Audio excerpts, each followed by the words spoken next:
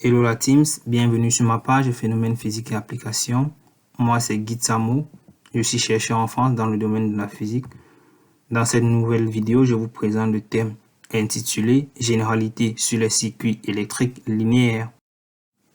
Donc je commence cette vidéo par les généralités et définitions. La première définition est celle de l'électrocinétique. L'électrocinétique étudie la circulation des courants électriques dans des circuits électriques composés d'ensemble d'éléments appelés dipôles. Donc, un dipôle, par contre, c'est un système comportant deux pôles de branchement dans lequel peut circuler le courant électrique. Un dipôle est généralement caractérisé par une relation entre le courant et la tension, c'est-à-dire une relation I est égale à F de U. Donc, le dipôle peut être linéaire ou non linéaire.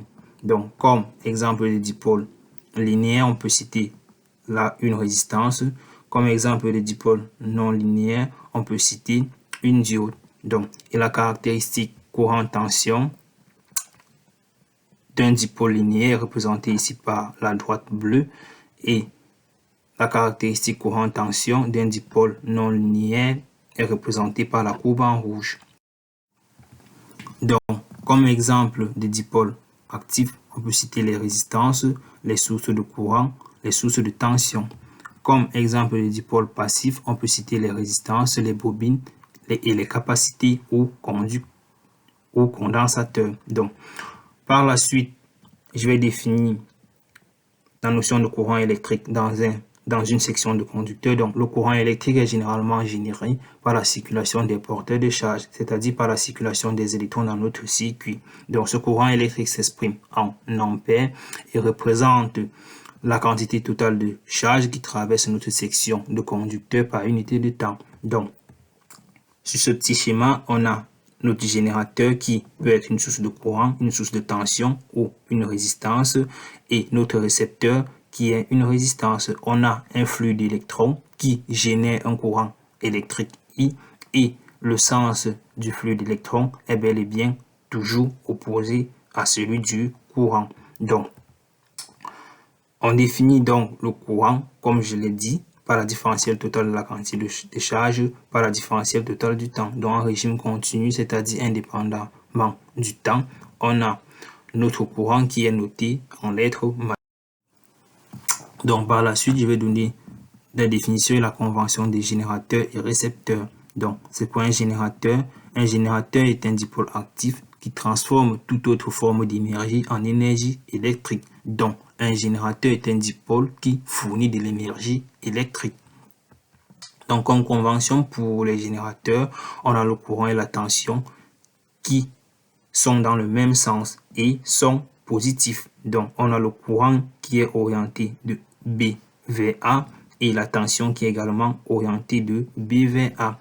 Et le courant I est supérieur à 0 et la tension U, qui est la différence de potentiel entre A et B, est également supérieure à 0. Donc, par la suite, je vais définir ce qu'on entend par récepteur. Donc, un récepteur est un dispositif, par contre, qui convertit l'énergie électrique en une autre forme d'énergie. Donc, un dipôle est un récepteur lorsqu'il consomme de l'énergie électrique. Donc, dans ce cas, on a la puissance qui est supérieure à 0.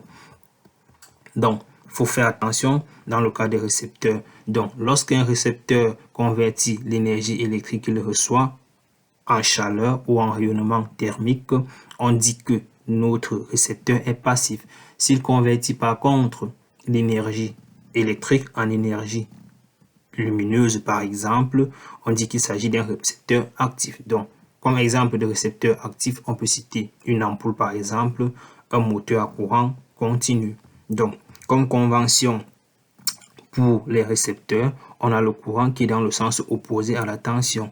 Donc, le courant est orienté de A vers B et est positif. Par contre, la tension est orientée de B vers A et est positive. Donc, un autre point, c'est la généralité sur les trois types de dipôles passifs élémentaires généralement rencontrés. Donc, on a les résistances, les bobines et les condensateurs. Donc, on a là une résistance, un courant orientée dans le sens opposé à la tension, et on a la tension aux bornes de notre résistance qui s'exprime par la loi de Ohm, V ou U égale à R multiplié par I. Donc, ça nous permet de tirer le courant I qui est égal à l'inverse de la résistance multiplié par la tension. Donc, généralement, 1 sur R, c'est la conductance. Et cette conductance est notée G. Donc, 1 sur R égale à G multiplié par V. Donc, la résistance s'exprime ici en Ohm. Donc, dans le cas d'une bobine, on a notre courant, on a la tension qui est opposée. On a le courant qui est opposé à la tension. On a notre tension au bord de notre bobine qui s'exprime comme l'inductance multipliée par la différentielle totale du courant par rapport au temps. Donc, dans ce cas, on peut tirer le courant I qui est égal à 1 divisé par l'inductance, intégrale de la tension multipliée par dt. Donc, notre inductance s'exprime en Henri. Donc, dans le cas d'un condensateur, on a le courant, on a la tension qui est opposée au courant, on a notre tension qui s'exprime comme 1 sur la capacité C du condensateur multiplié par l'intégrale de I multiplié par dt. Donc, on peut tirer I par dérivation, membre en membre, on obtient donc I est égal à C multiplié par la différentielle totale de la tension sur la différentielle totale du temps. Donc, la capacité C s'exprime en farad. Par la suite, je vais passer aux associations des dipôles passifs. Donc, les dipôles sont en série s'ils sont parcourus par le même courant électrique, donc par la même intensité de courant électrique. Par contre, les dipôles sont en parallèle si on la même tension ou différence de potentiel à leur borne. Donc, dans le cas d'une association en série, si je considère deux résistances R1 et R2 de tension V1 et V2, donc ces deux résistances sont équivalentes à une résistance R parcourue par une tension V. Donc, on a la tension V qui est V1 plus V2 parce que le circuit est en série. Donc, dans un circuit en série, le courant est le même dans le circuit, mais la tension est la somme des deux tensions. Donc, on a V égale à V1 plus V2. La tension V s'exprime comme RI, donc grand R, qui est la grand R multiplié par I.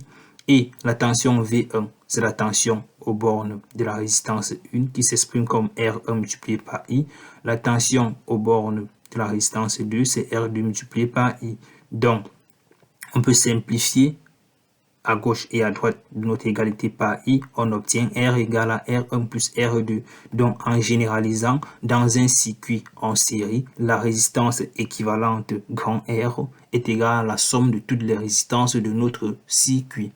Donc, dans le cas de deux bobines en série de tension V1 et V2, donc on a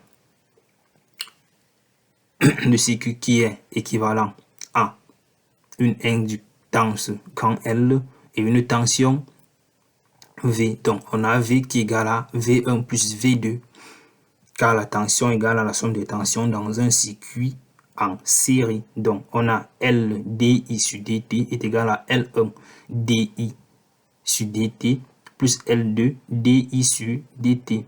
Par conséquent, en simplifiant à gauche et à droite par dI sur dt, on obtient L égale à L1 plus L2. Donc, on peut généraliser dans un circuit en série. L'inductance de la bobine est égale à la somme des inductances de notre circuit. L'inductance équivalente. Donc, dans le cas de deux condensateurs C1 et C2 de tension V1 et V2, on a le courant I, on a l'équivalence C1 et C2 qu'on appelle C et une tension V opposé au courant I. Donc, on a V égale à V1 plus V2. Donc, on a V par définition 1 sur C intégrale de I dt plus qui est égal à 1 sur C1 intégrale de I dt plus 1 sur C2 intégrale de I dt. Donc, on a 1 sur C est égal à 1 sur C1 plus 1 sur C2. Donc, on généralise. Dans le cas de deux condensateurs en série, on a 1 sur la capacité C équivalente est égale à la somme des inverses, dont l'inverse de la capacité équivalente est égale à la somme des inverses des capacités de notre circuit. Donc, dans le cas d'une association en parallèle, si je considère deux résistances R1, R2, de courant I1 et I2 et de tension V, car dans un circuit en parallèle, la tension est la même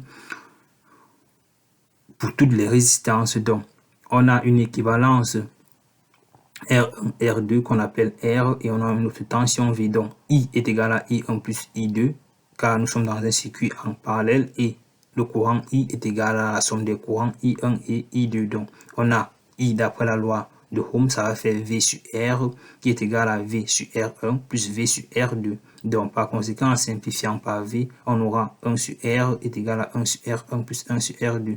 Donc, l'inverse de la résistance équivalente est égale à la somme des inverses des résistances de notre circuit. Donc, en généralisant, on a 1 sur R est égal à la somme sur I de 1 sur RI. Donc, dans le cas de deux bobines en parallèle de courant I1 et I2, donc on a une tension V qui est la même pour tout notre circuit. On a une bobine L équivalente à L1 et L2. Donc on a I égale à I1 plus I2 par définition.